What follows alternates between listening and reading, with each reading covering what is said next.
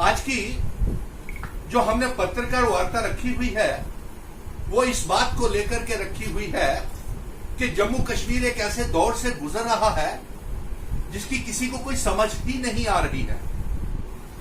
और हमारी ये मांग है कि हमें जल्द से जल्द राज्य का दर्जा हमारा वापस दिया जाए, हमारा विशेष अधिकार जो है हमें वापस लौटाया जाए, क्योंकि ऐसे विवादित मुद्दे जन्म ले रहे हैं जम्मू कश्मीर में कि जिसकी वजह से जम्मू कश्मीर की 1,30,00,000 जनता बेहद परेशान है। पहले डोमिसाइल का मुद्दा लाया गया, हमारी पहचान को मिटाने के लिए हमारे स्टेट सब्जेक्ट को कमजोर किया गया और यहां तक कि जम्मू कश्मीर को अब और कमजोर हमारी पहचान को मिटाने के लिए एक केंद्र सरकार ने एनसीईआरटी की किताबों में 12वीं कक्षा की किताबों में फिर से दफा 370 को हटाने का मुद्दा आतंकवाद के साथ जोड़ करके पूरे देश को एनसीईआरटी की किताबों में 12 कक्षा के स्टूडेंट्स को पढ़ाया जाएगा दफा 370 को हटाना। यानी कि हमारे जम्मू कश्मीर की जो राष्ट्रवादी के ऊपर ये एक प्रश्न चिन्ह है, क्योंकि ये दफा 370 को अलगाववाद के साथ जोड़ करके 12वीं क्लास के स्टूडेंट्स को पढ़ाया जाएगा, जबकि हमारे स्टूडेंट्स नौजवान जो होते हैं वो देश का भविष्य होते हैं। उन्हें हम जैसा स्कूलों कॉलेजेस में पढ़ाएंगे वो वैसा ही सीखेंगे। और अगर उनको ये सिखाया गया कि दफा 370 को हम स्पष्ट रूप से कह दे कि ये हमारे महाराजाओं की, बुजुर्गों की, हमारे पूर्वजों की, डोगरों की क्षत्रिय सभा, महाजन सभा, ब्राह्मण सभा, राजपूत सभा, गुज्जर, बकरवाल, पीर पंजाल, चिनाब वैली के लोगों ने महाराजा हरि सिंह जी को यह विलय के समय कहा था कि हमारे हकूक को सुरक्षित रखा जाए, इसलिए दफा 370 लगाया गया था और हमारा स्टेट सब्जेक्ट बनाया गया था। आज दफा 370 को अलगाववाद के साथ जोड़ के 12वीं कक्षा में पढ़ा करके हमारे राष्ट्रवादी होने का, डोगरा होने का, पीर पंचाल चिनाब वैली होने का, तमाम समुदाय के जम्मू कश्मीर के लोगों की राष्ट्रवाद के ऊपर प्रश्न चिन्ह खड़ा कर दिया गया है।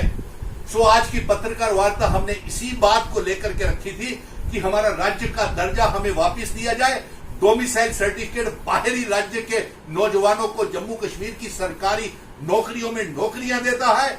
हमारे एसआरओ 202, एसआरओ 24 के बच्चों को इंसाफ नहीं मिल रहा। रहबरे तालीम, रहबरे ज़राअत, रहबरे खेल, रहबरे जंगलात और एनवाईसी के और एसपीओस को हम भर्ती नहीं कर पा रहे हैं। कॉन्ट्रेक्चुअल लेक्चरर्स को हमने निकाल दिया और केंद्र सरकार की कोई ठोस नीति जम्मू कश्मीर को लेकर के नहीं है।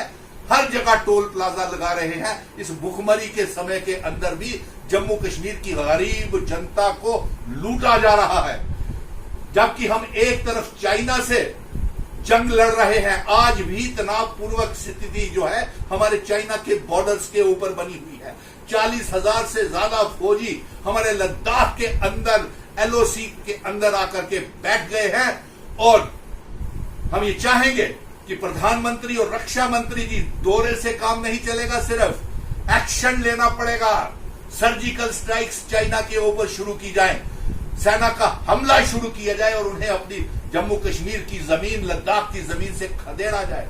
और इसके साथ साथ हम ये भी आपसे मांग करते हैं कि आपकी तरफ से, केंद्र सरकार की तरफ से अभी कोई ठोस कार्रवाई नहीं की गई है। आपने कोई भी प्रतिबंध चाइना के ऊपर, उसके इंपोर्ट के ऊपर नहीं लगाया है।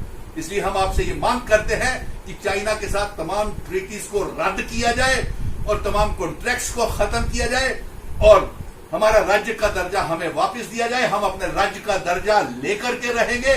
और एक बात और संदेश भी देना चाहते हैं कि पीएमओ मंत्री जितेंद्र सिंह जी और जितने भी बीजेपी के एक्स विधायक, डिप्टी चीफ मिनिस्टर और स्पीकर और एमएलए, एमएलसीज हैं, वो जम्मू कश्मीर की जनता के साथ खड़े हों इस लखनपुर टोल प्लाजा के विरोध में और अपना त्याग पत्र दें। पीएमओ मंत्री साहब और संसद जुगल किशोर शर्मा जी और ये जम्मू के लोगों के साथ खड़े हों। और जब तक लखनपुर टोल प्लाजा नहीं हटाया जाता, बीजेपी के एमएलसी और एक्स विधायक, एक्स मिनिस्टर जो हैं, वो अपनी जो पेंशन्स जो उनको मिल रही है उनका बहिष्कार करे, बाइकाट करे और केंद्र सरकार को विरोध दर्ज करवाए कि हम अपनी पेंशनें नहीं लेंगे जब तक कि लखनपुर सरोवर टोल प्लाजा और जो आने वाले टोल प्लाजा हैं उन्हें बंद किया जाए। लेकिन हमें शक है कि ऐसा भारतीय जनता पार्टी कुछ भी नहीं करेगी और कभी ये जम्मू की कश्मीर के लोगों के साथ खड़ी नहीं हुई है। जय हिंद, जय भारत। इसीलिए आज हमने ये पत्रकार वार्ता रखी।